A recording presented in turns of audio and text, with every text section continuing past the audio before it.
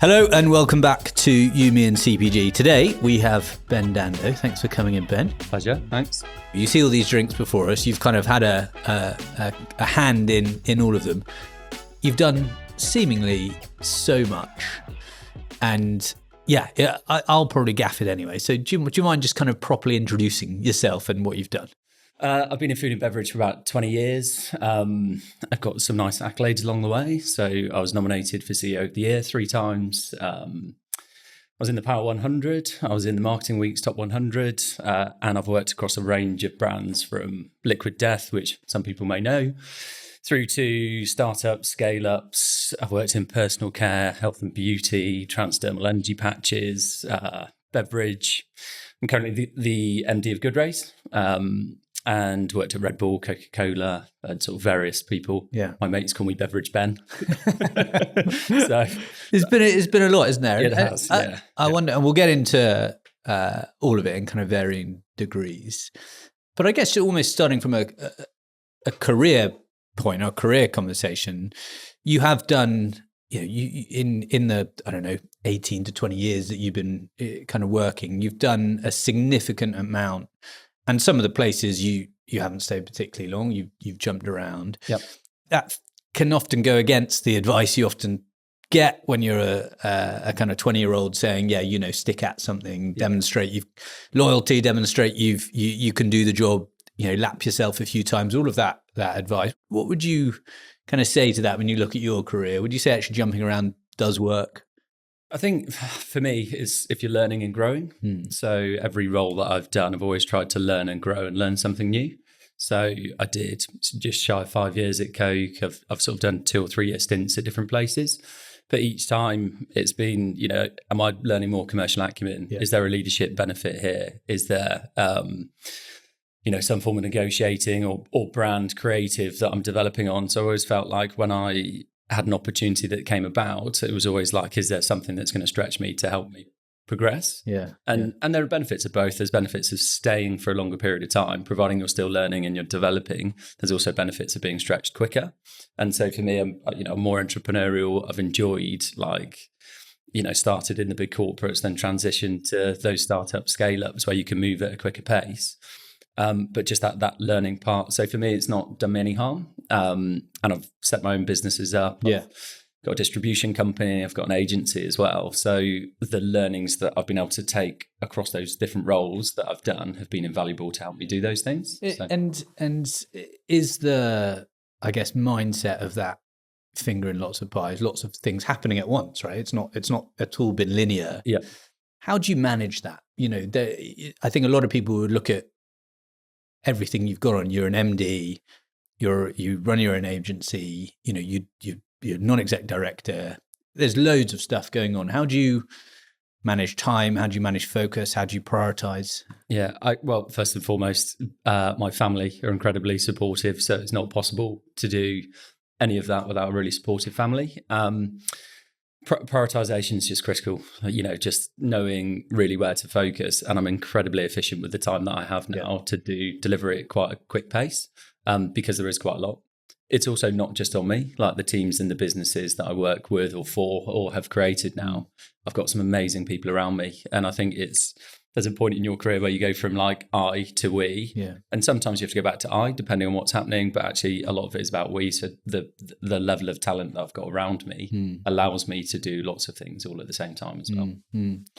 Is there one moment that you kind of felt or kind of sensed, this is the space I really want to be in, this is the area I want to grow? I get, I'm not sure many people kind of, at 18 think it's going to be functional drinks for me, or I want to be Beverage Ben, right? Like, is there at some point, was it the kind of sales work you did at Coke? Like, what was it that kind of triggered? I think there's been different points throughout my career that triggered different things. So like I was an elite athlete for a long period of time. So I was always focused on, doing that, and then fell into the world of, CPG, FMCG. I think the big corporates, classically trained, was brilliant, for that side. But I remember one guy telling me, I had a big beard at the time, that my career would be sort of limited by how I looked. And I was a bit like, I don't think the big corporate's quite for me. Yeah. So, and then I sort of one of the kind of key roles that I did, I was set up Calafia Farms in the UK. It's a dairy alternative brand, and it was honestly awesome. It was like being backed by a private equity business, US company,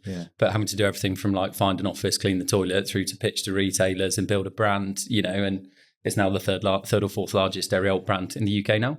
So, and I found that the quicker pace that I could go, the more I enjoyed it with less constraints. So I started, that second half of my career was, more entrepreneurial, faster paced, purpose driven, sustainability driven organizations. Did a bit of further study at Cambridge University around sustainability and leadership as well. And Karma Drinks, we became one of the world's highest scoring B Corps as well with the foundation that we created. So I just found that kind of, if it was, purpose for people, planet, great products, great brands, and I could move at the pace that I wanted to. Just the fit was getting better and better. Whereas I'd been in businesses before where they were like, you're moving too quick, or take people on the journey. And listen, I've definitely got things wrong in my career where I've not taken people on that journey at points as well. So there's a balance in there, of course. Which is why today I've landed on, having my own agency called Uncharted Territory, where we're a creative venture studio and we help, new brands and scale up brands grow. And then, in 2020, I set up a distribution company called Unify Brands, and we distribute brands like Perfect Ted, Lucky Saints, Candy Kittens. We've got lots of great brands, and we distribute that into Irish retailers. So that understanding of how to build and scale, grow brands, I've touched on so many different categories of brands now that I've got real expertise in that space. Can run across, right? That's key. And the point you just made there about not looking right for corporates is an interesting one. I don't know if you know Hugh Thomas, who's set up Ugly Drinks at Heinz, where we first started as graduates together. And I think most Secret Santas, he was left a razor on his desk to sort himself out. And I think he thought, actually, this isn't for me either. You wouldn't get that these days. And listen, don't get me wrong, I love my time. Coke, the Danones, they're big corporate businesses are brilliant. You get really good fundamental training. There's some very, very talented people. Incredibly smart people. You see how big business operates, the efficiencies, how they budget correctly. There's so 100%. Many positives. And it's different, isn't it? I mean, it's easy to say, isn't it? Oh, big corporates should be more nimble, more agile, like scale-ups. But actually, they shouldn't be, because they've got a fundamental different business model that works. Incrementalism works. They are managing huge portfolios versus just all about like turbo growth, and it's different. Totally, yeah. And you've got that's why you've got M&A exists, because what they can't build and create themselves, they've got an opportunity to acquire, bring it into a system that works, and they can scale at pace and run it incredibly efficiently and very profitably, which startup scale-ups struggle with, hugely. How important has kind of network been to your career? It feels like you're very well connected. And again, just thinking almost advice, really. I think a lot of people say, oh, network's so important. You need to start building your network. You have to do it authentically. But what would you say to a 20, 22-year-old starting out? And how would you go about building that network? I mean, there is an element of who you know. It's super helpful. But I think it's not just who you know, it's picking the right people to know as well. So I've had different mentors for different reasons throughout my career at different points, whether it's been good, bad, or indifferent. I've definitely invested into relationships. I mean, ultimately, people, buy from people, relationships are critical. So trying to do it for a reason, not just for the sake of it, I think is really important. And I'd encourage anyone to network, but it's ebbed and flowed for me at different points. I think early in my career, I really did network a lot, and then sort of in the middle patch, probably less so because I got too busy with everything that was going on. Networking dropped off the radar, and then sort of at different points now, network very specifically to help create opportunities or, deliver or extract some expertise from someone as well, because we're all learning, right? No one's perfect or an expert. Getting into drinks then, and obviously MD of Goodrays, been at Red Bull, been at Liquid Death, been at Karma Cola. Why do you think particularly functional drinks is exploding at the moment, globally, specifically across the UK? What do you think shifted from a consumer perspective? I think it's been shifting for a while, but I think just wellness. People are more aware of, what they put into their body. They're more aware of their mental well-being these days, the impact between physical health and mental health, and and how that impacts your overall well-being. And I think as people have become more aware of it, they're starting to really consider what they put into their bodies, food, beverage, how they exercise, where they exercise, the routines that they have, the daily rituals. Yeah. And I think, functional beverages is an example of that category, where you've got people moderating on alcohol, because there's obviously some fairly negative impacts that can happen from alcohol consumed in vast quantities. Yeah. And people are looking they still want great taste. Taste is still the number one critical thing in any beverage. If it doesn't taste great, you're not going to get the repeat purchase. Yeah. But I think if you can have great tasting product and then added benefit and function, that's going to help you, help your gut health, help you perform better, help your cognitive function, whatever it might be, help give you more energy. It's there for a reason, and people are adding to having a product, not just having something that high caffeine, high sugar, which gives you big spikes and big crashes. It's a bit more sustainable. So, and you touched on M&A. PepsiCo bought Poppy. Yep. Poppy's launched in the UK. Yep. What do you make of their start? Yeah. I think they've had from the data that I've seen, a very quick start and doing a good job. They've partnered with Tesco exclusively to start off with. I'll be interested to see how the flavour profile works with British consumers, because the US flavour profile and sweetness levels are different to UK. But it appears so far that it's been a pretty reasonable start. Yeah. So far. Yeah, it's interesting, isn't it? Because it's a very kind of California American brand. It feels like that. But I think they've done a good job in the partnerships they've done here. I think they've been very smart. Yeah. And I mean, ultimately consumers will choose, won't they? Yeah, so 100%. We'll see. We'll see. Yeah. But I think PepsiCo have made a really good effort with that. Yeah. Just looking at some of these other brands, then let's touch on Goodrays, where you're the MD, where it's very functional, isn't it? It's drink calm, it's focus and recess and all of that stuff. And the power of calm is the sense you've got a noisy neighbour in Trip doing something pretty similar. Is there space for those two brands to win in the UK? Yeah. I mean, first and foremost, Trip, an incredible brand. So they've done a very good job. The founders are great. The executive team have done a really, really good job. I really like the brand as well. So, and then for good, very, very political answer. No, I do. I know Daniel well. I really. No, we had Olivia on here a couple of months ago. Yeah, I think they've done a really great job. It's interesting to see how they're doing the flip reverse to Poppy, right? They're going, right, how do we go to the US and expand over there? So it'll be interesting to see how that goes for them. Yeah. For Goodrays, I guess we're a slightly different brand. So yes, we operate in the functional category in a similar space, and we've got products that include CBD, and we've got adaptogens, and nootropics, and there's actually other categories that we're going to be innovating to go into as well. Yeah, nice. But we are becoming more beverage first as well. So Trip have got powders, effervescents. They've got various things. Actually, for us strategically, going beverage first feels like the right play for us. Yeah. And then actually our brand is more about getting people, out into the sunshine, nature, outdoor environment, because your physical health links so closely with your well-being that if we can encourage people to be outside more, we know the positive impact that has. Yeah. So we're trying to create a lifestyle crafted in that space. Yeah. And, and obviously the product deliveries through the products that we've got, and it's been incredibly successful. Yeah. We were number 2 in the Fast 50th grown companies that's just been released. So we're getting really good traction. I think there's a little bit more we can do around brand positioning. Mm-hmm. I think we are quite functional at times, and I think people still want, sort of look, feel, design, 100%. Aesthetic, tone of voice, what it stands for, does it represent them? Yeah. Taste great, and function. So I think at times we dial up function a bit too much and dial down the lifestyle. So we're just sort of course correcting a little bit of that work. Yeah, we have I was talking earlier, we have a kind of iconicity model and around indispensability, identity and impact. And I think it's really interesting because how Trip push really hard on identity, what it says about me, etc. And you guys go quite hard on indispensability, right? Like and kind of thinking about function and making sure you get into people's habits and rituals and routines really nicely. I think it's very good, but almost both could look at each other and learn something a little bit. Yeah. But I think back to your original question, you've got Coke and Pepsi. You've got Remedy kombucha and multiple other kombucha, you've got Nike and Adidas. You need that kind of competitive nature within the market, because it ultimately helps consumers, it helps retailers, it helps brands be better, stronger, be more innovative. So I think there's definitely space, and there's space for more as well. Yeah. Okay. Yeah. Let's move on to Liquid Death. Yep.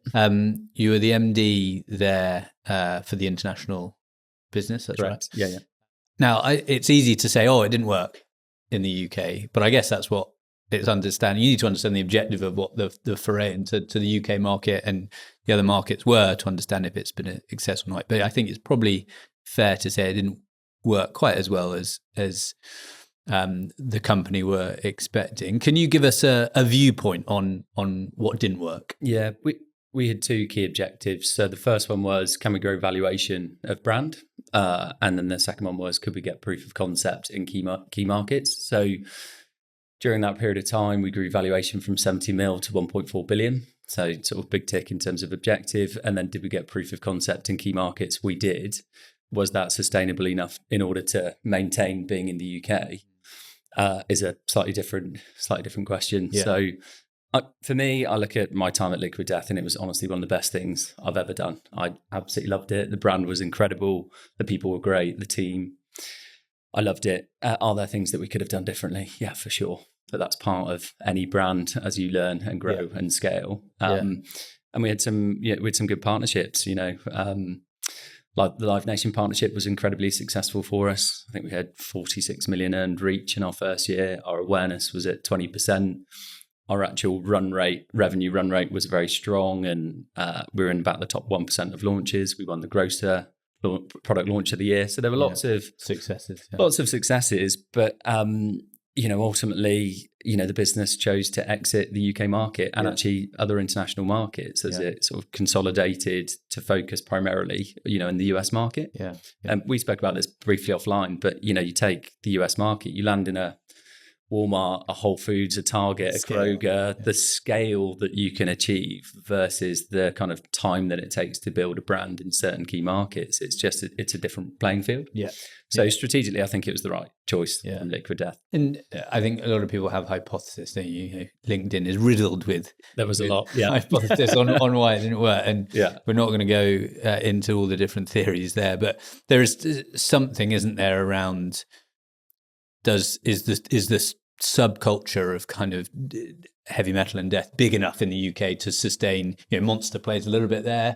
Is it big enough in the UK to sustain a brand? Did they get the cultural nuance? Did they get our humour? Is that fair? Are they fair points? I think for me, if you're a challenger or startup brand, I talk a lot and advise a lot of businesses about this, and I talk about like kind of what's your niche, what's your core audience, how do you start with a core and then you expand out from that point. Liquid Death did an incredible job with that in the US. It started in punk rock metal, and by the end they had children, grandmothers, they had kind of everyone in between, drinking the product, but they started with a cultural kind of target market, and then they built out from there. And the brands that we advised, we said through the agency, we suggest that they do that. And we find those scenes, and then you try and own that scene as well. And build out. I think for Liquid Death, some of the key learnings, the creative at times was quite American. So, the British humour, I think we've got a great sense of humour as a nation, and we're quite sharp, we're quite witty, and it's maybe not quite as brash or shouty. So, going back to like cultural relevance, how do you when you're a brand expanding into a new market, just be aware of those cultural nuances and then play to them. So, and a good example of that is we used a comedian called Tom Segura, US comedian. Most people in the UK probably won't know Tom Segura. But if you used a Ricky Gervais as an example, completely different because he's got US and UK, appeal. So I think it's just elements like that. So, but the creativity behind the brand, I mean, it's a blueprint for lots of marketers out there. How does it compare to the other places you work? With inside the business, what's it like? Just ripped up the rule book. Like absolutely genuinely. Yeah. It was like there wasn't like a here's a brand strategy framework with a core creative and it's a 30 page document. It was like, okay, how creative can we be and how far can we stretch this? And if you like it or you don't like it, if people are talking about it, that's our marketing dollars spent incredibly well, because people are talking about your brand and your brand gets known. And your atypical marketing strategy is like grow awareness, conversion, advocacy, and we kind of did top end and bottom end of funnel, and it worked incredibly well. And it was just, it was an absolute riot. The crazier the ideas, the better. We had, Steve-O's actual hair used in a doll, that you could stab, and we had Ozzy Osbourne do an effervescence campaign with us, from his past and stuff, and we used actual blood of Tony Hawk in a skateboard, and there was just who would create those things and make it happen and bring it to life and execute. And an idea is great, but if you can't execute the idea, it doesn't matter. And the ideas were phenomenal. And stuff you'd never expect, and then the execution was unreal. And that really did help the brand overall. It's countless case studies and examples, isn't it? Everywhere you look, everyone says, be more like Liquid Death. So it's a really interesting story. I guess thinking a little bit about the US UK point there, you talked about kind of the landscape in the US being very different because of Whole Foods, Walmart, the scale, 330 million people versus kind of 60 or 70 in the UK.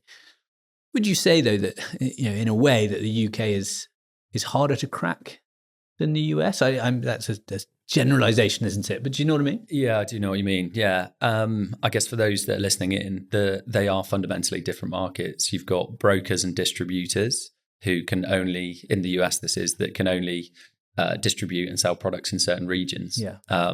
You've got national retail, regional retail. You've got nuances between, California is very different to East Coast. So it's just the scale, the size, the way it operates, the retailers, the relationships, how you sell it. It is totally different. But it is a huge opportunity for brands as well. Even the way the businesses are structured, the investment, the teams are set up.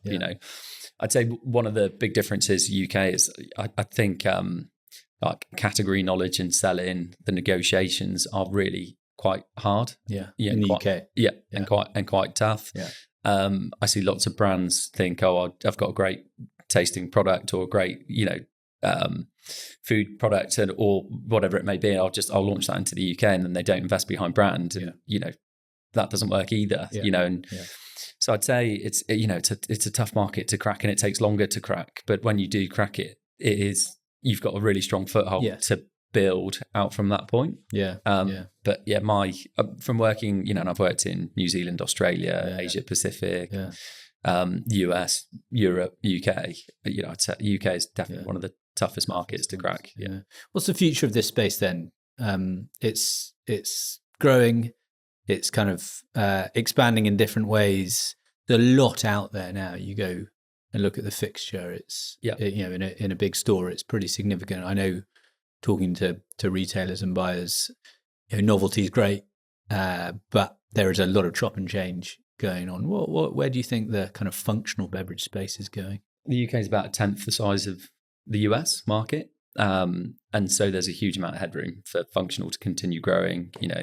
Whether it's incremental to total beverage category or whether it's share steal from traditional CSDs. So I think functional continue to grow. I think the number of entrants I'm seeing is rapidly increasing, which I think will be great because it will actually, the consumer value and options I think will be brilliant. I think there's the functional category at this stage has managed to keep a kind of a premium price point. So it'll be interesting to see if that follows trend with other categories. Sports and energy, very low average selling prices, very low price points. It's whether the functional category can keep that price premium as people, look for function, switch out of alcohol to non-alc and alternatives. It'll be interesting to see how that develops over time. And do you think that gap there is the biggest opportunity for functional, where people are drinking less? They don't know what to pick up in a social situation. They don't want alcohol. They don't want kind of classic cola. They're looking for something else that is healthy, fun, all of that. Do you think that's where the growth sits? I think there's a huge amount of growth there. Yeah. So I think it's that we would call it blurring the lines. So blurring the lines between alc and non-alc and functional, and that kind of bit in the middle, which is people still want to socialize, be connect. with friends, family, Yeah. connect, especially in an age where digital's taking over, in real person connections are really important. I think the opportunity for brands to innovate in that space, and it's huge, and we're also seeing retailers move that way. Sainsbury's are doing a fantastic job in this space at the moment, amongst other retailers, but there are lots of interesting discussions happening with that retailer where they're looking at kind of options for that space, and then how do they continue to grow and invest behind that space and give it more space in store, and this kind of destination moderation where people are drinking less, and younger generations are zebra striping, and some people are just not drinking at all, but they still want to have an occasion, and the occasions haven't really changed. It's just they're looking for products to fit that occasion. So. And do you think, you look at the category, it used to be, the blurred lines is exactly right, both from a consumer need perspective, but a category perspective as well. Used to be, obviously beer, wine, spirits, cocktails, CSDs. And now at a given party, someone can be drinking a Buzzball, someone can be drinking a Liquid Death, a Trip, a Goodrays, a pint of beer. It's changed fundamentally, hasn't it? I don't think people should underestimate how the landscape has shifted. Yeah, totally. Pretty fast, really. Yeah. It's been a few years, hasn't it? Yeah, it has. Yeah. That it's significantly changed. Do you think? Yeah. Do you think that kind of those options, those choices, that variety will just continue? Almost can't put it back in the box now. I think so.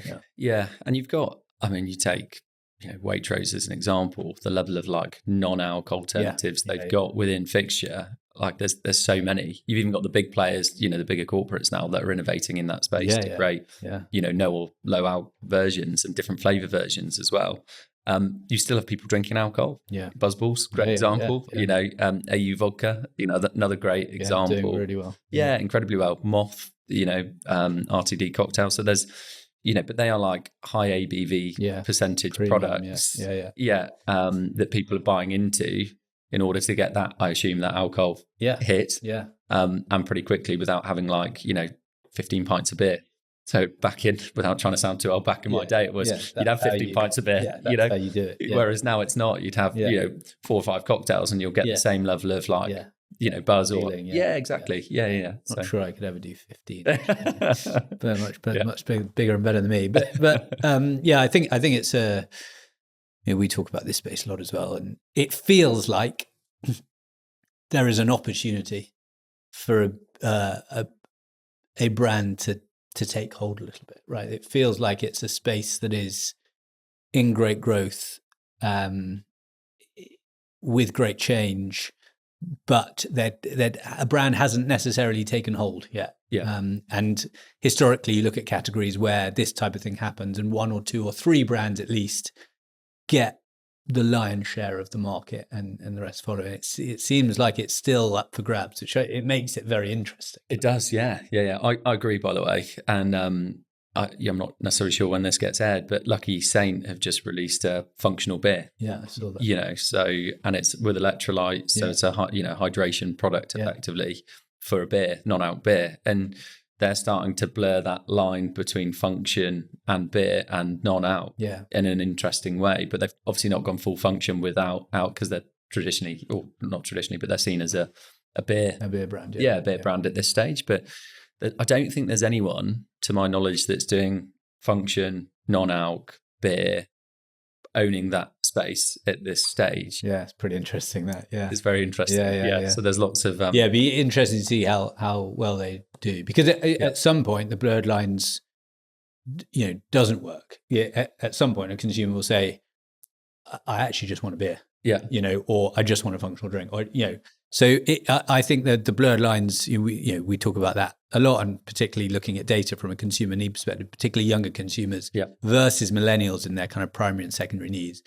It's primary and primary for Gen Z, right? So it's difficult to navigate. Yeah. But I think at some point there is a limit into how much those blurred things go, and a kind of lack of clarity of what this is becomes a problem. So I think it'd be really interesting. Well, it's that kind of if you stand for everything, you stand for nothing. Yeah.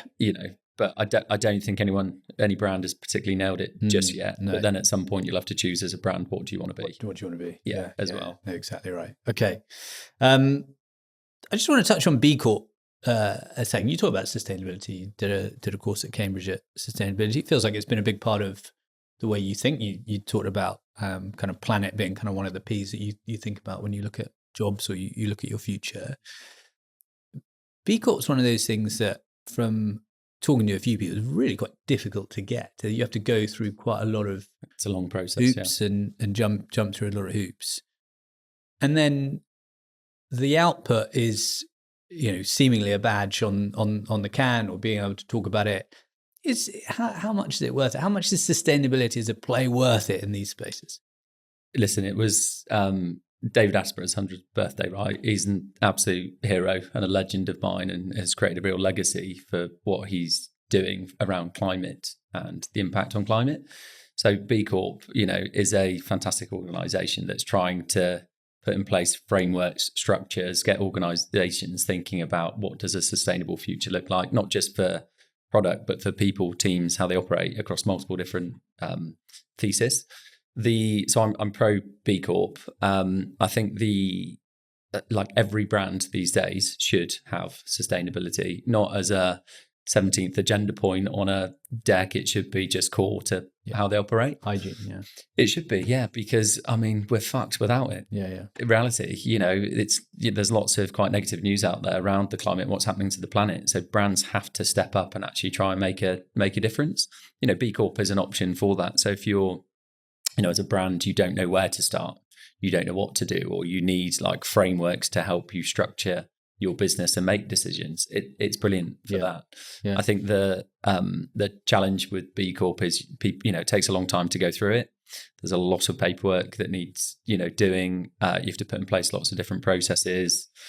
And I guess it's just how does it then live true throughout the organisation, ongoing. So we did it at Karma Drinks, and we're probably Karma is one of the most ethical brands out there. Yeah. And we had a points tally, I think it was about 135 points, which was sort of in the top percentage globally.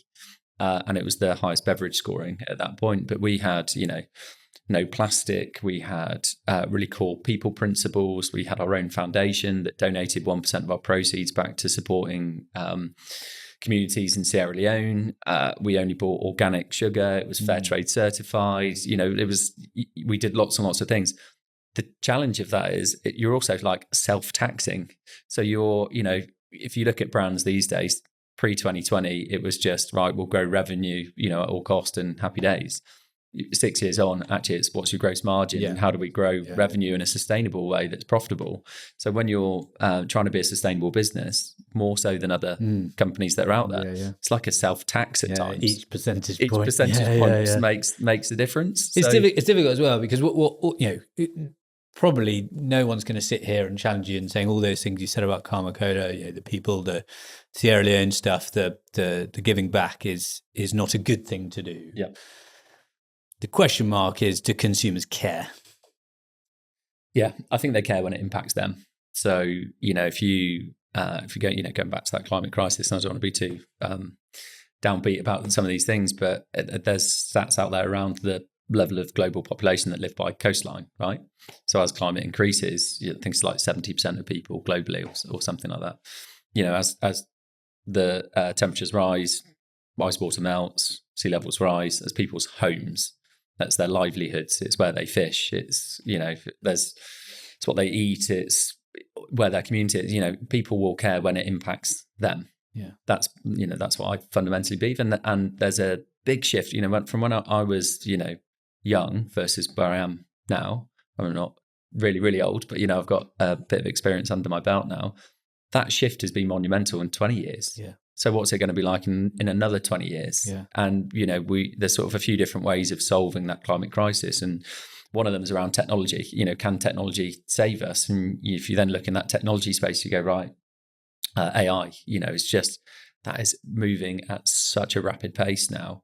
And innovation. And I think the human species is incredible at innovation. It's one of the things that we do so well. It's something that I enjoy in the product world of innovating in new products and categories. So I think people care when it impacts them. I do think they care, but not when it costs them so much to care as well, because people are tight of cash. Everything's more expensive these days.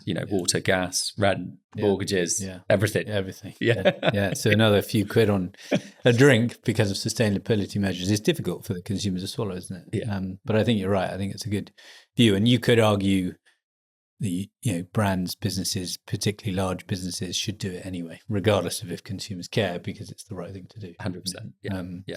Definitely. You kind of were inside Red Bull for a little bit. You obviously spent a decent chunk of your time at Coca-Cola. Do you need to be a fundamentally different individual to work at startups and scale-ups versus some of those bigger companies? Is it, obviously it's a different attitude and a different style of work, but as a, there'll be people who are sitting at those big corporations looking at some of these brands and thinking, wow, it'd be great to get closer to those types. But is it a type of person thing, a type of people thing that work across this type of business?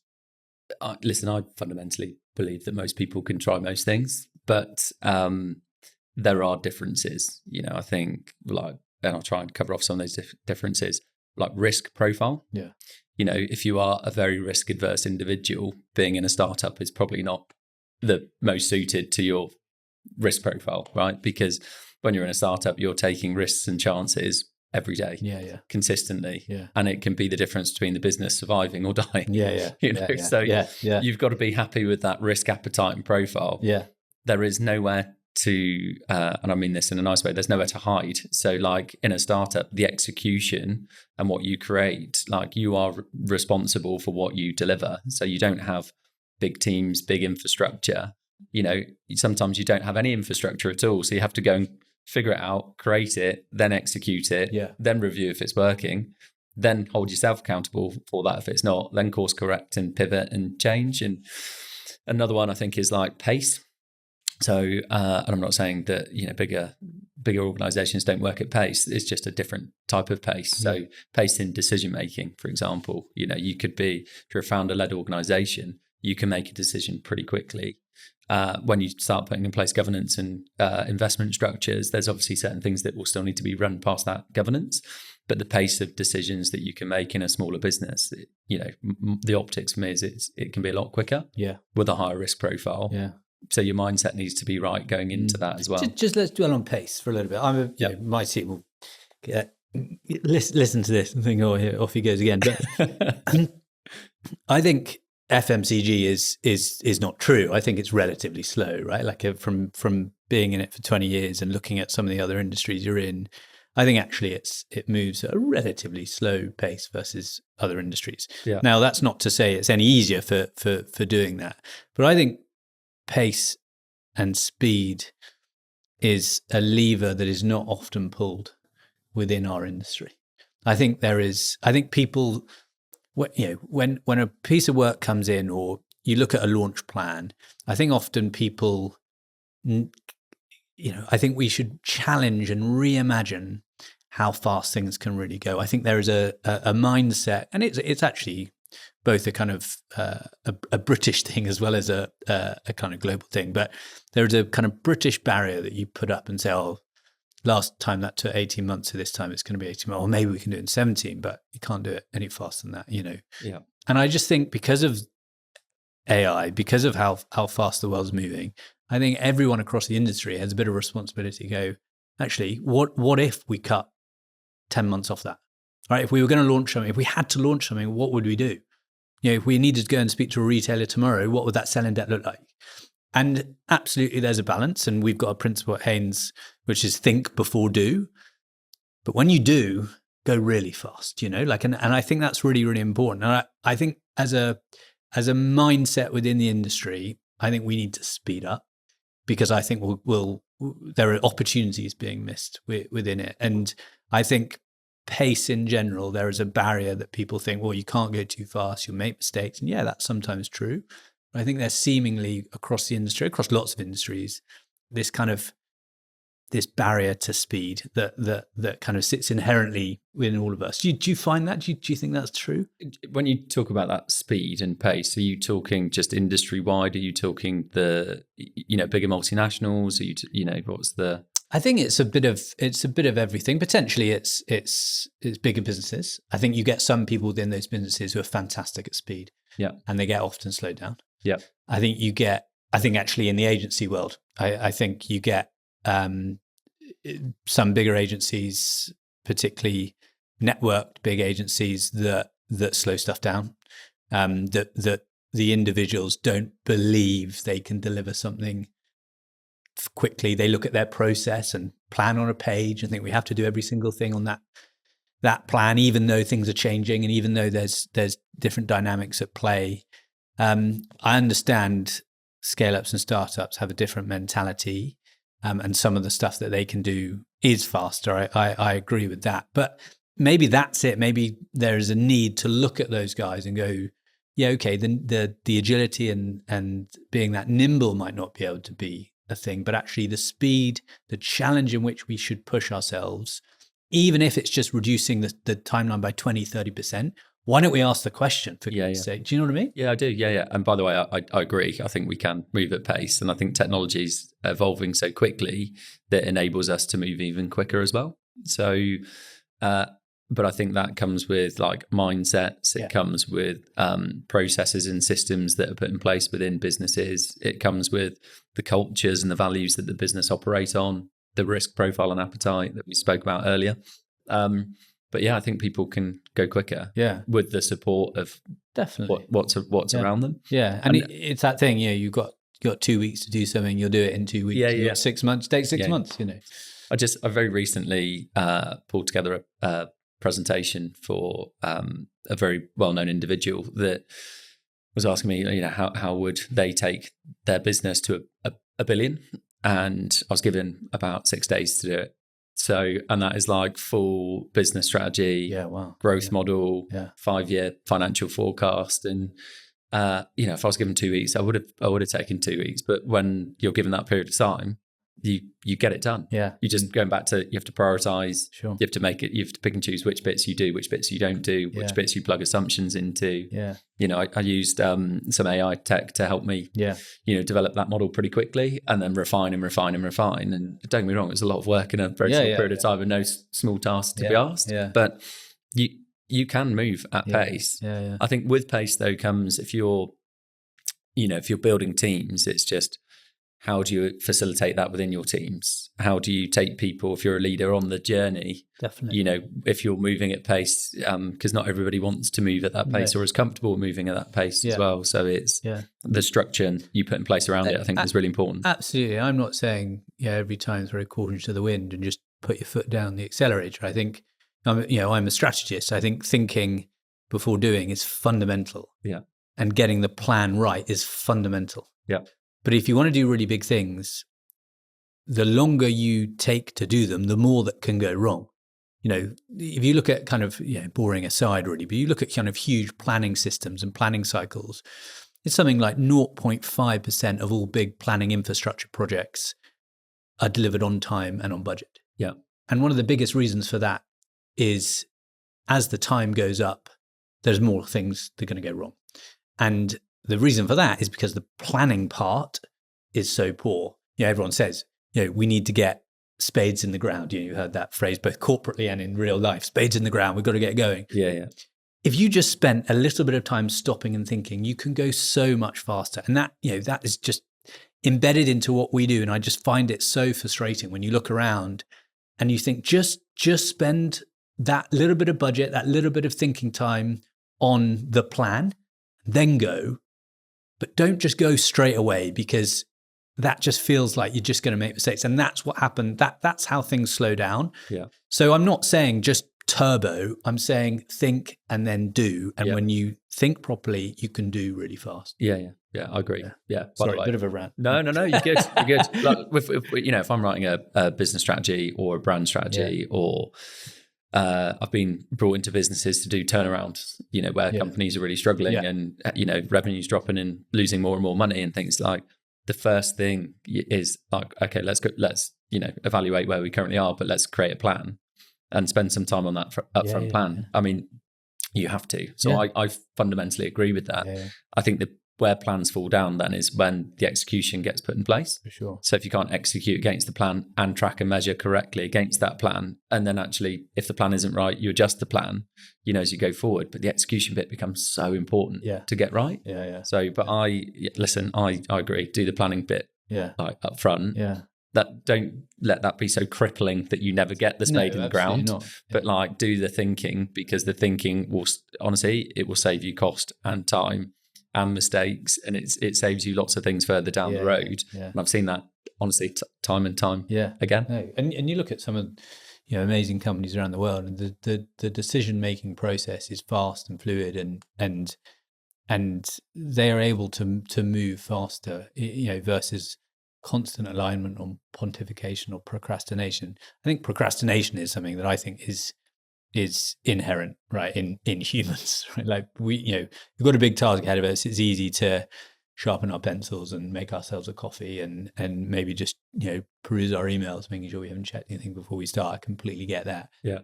But it goes all the way through from challenging that all the way through to how do we make better decisions as a company, faster decisions? How do we think and plan really tightly, and then how do we do? So I think it's if you're a founder or a CEO or anyone really within industry, I think pace is a huge lever. Yeah, I really do. Yeah, agreed. Yeah. Talking about your leadership style, actually, let's kind of potentially kind of finish here.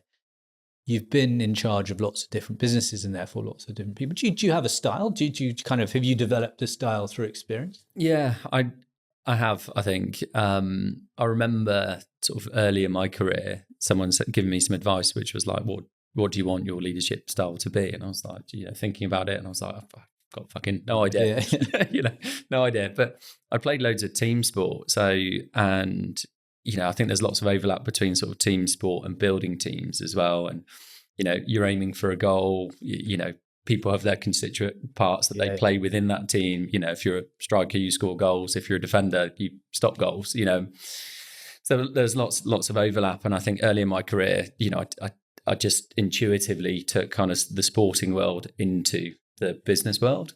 And then I think as time went on, I started to really think about how did I want to lead? What were the things that I wanted to do in order to lead successfully? And I've run teams of, 80, 90 people through to, just me, and everything in between. And I've worked with some brilliant people and had some great teams, and had some teams that have been very challenging, through that period of time as well. But one of the core philosophies that I work on is like, what are you good at, and do more of it.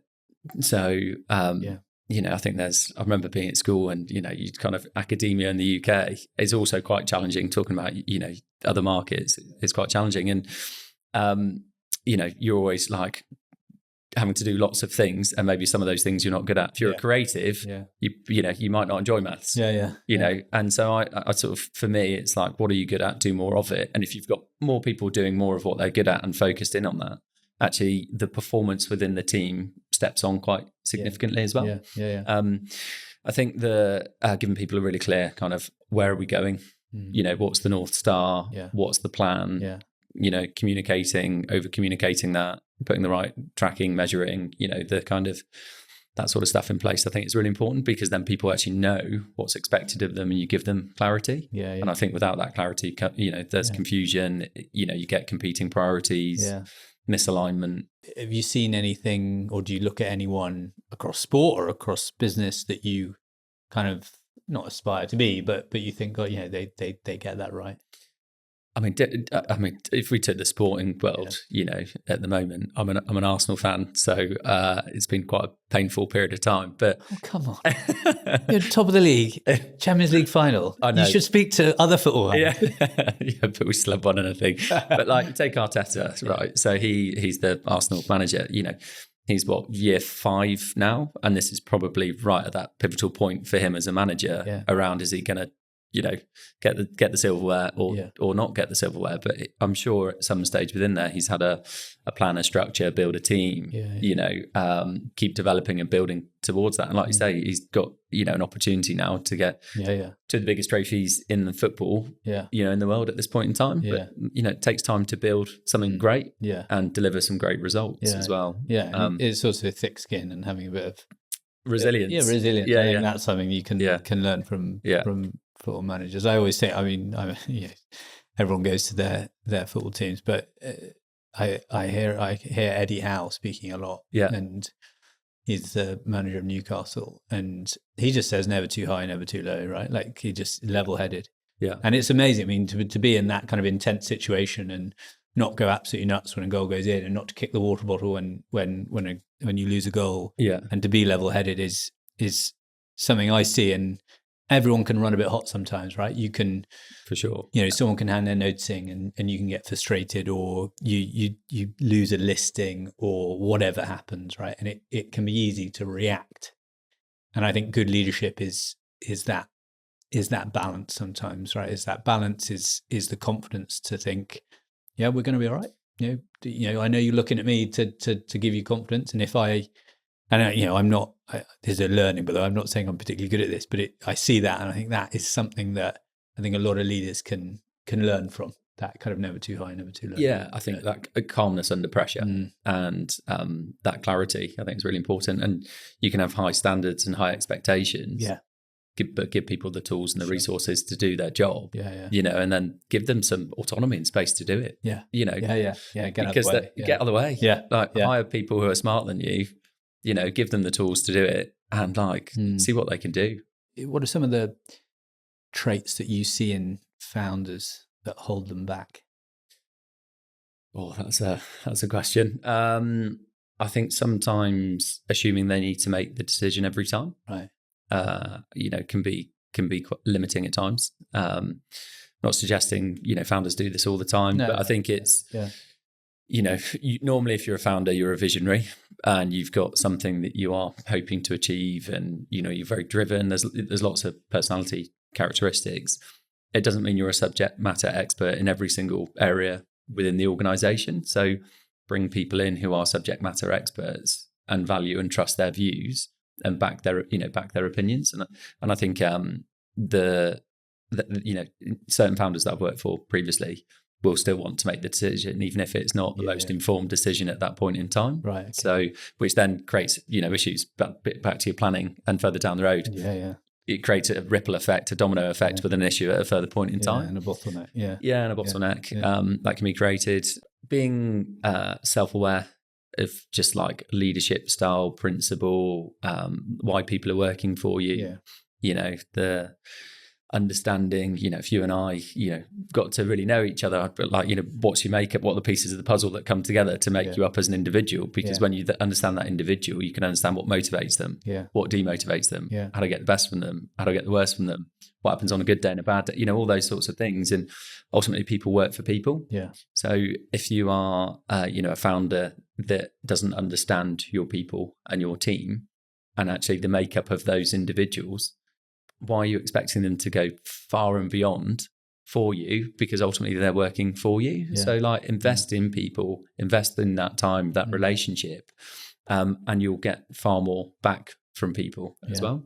So seemingly a bit of a simple question, maybe too simple, but looking at the brands that you worked on, looking at particularly within the drinks, the functional drink space, is there something that you notice or see that thinks, this is going to be successful? Is there a silver bullet that you think this is this has what it takes to succeed? So I'll caveat the answer to this question slightly in that there's not one silver bullet. Otherwise everyone would be just doing it. I think the successful ones for me are trying to do things differently. Whether that's their creative is different, whether it's the category that they're going into, they're trying to do it in a different way through ingredient, product, flavor, taste. The kind of the founders and the teams are,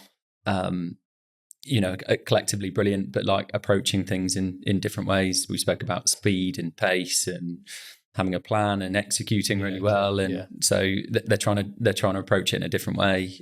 They've got phenomenal relationships with customers. Yeah. And they understand not just the partners in terms of customers where they sell product, but they actually understand their core customers who are buying their products. I speak a lot about fulfilling a need. So, you know, the product, whatever it is in whichever category, needs to be solving a need fundamentally, because otherwise what's your reason to exist? And then adding value to that individual that's picking up that product or using it or using that service. It needs to, you know, there needs to be an added benefit to them as well. Yeah. Like if you're looking at like a, you know, brand matrix or a framework or something, you look at things like category opportunity. Sure. You know, you might look at margin profile, growth opportunity, CAGR rates, and that sort of stuff as well.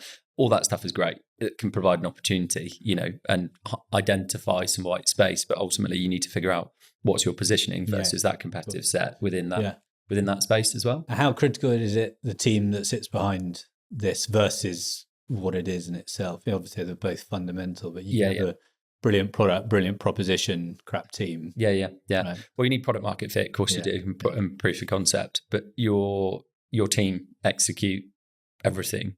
You can't, in your early stages, you can do it with just you, but ultimately as time goes on, you need talented people around you to deliver. So you can't do it alone.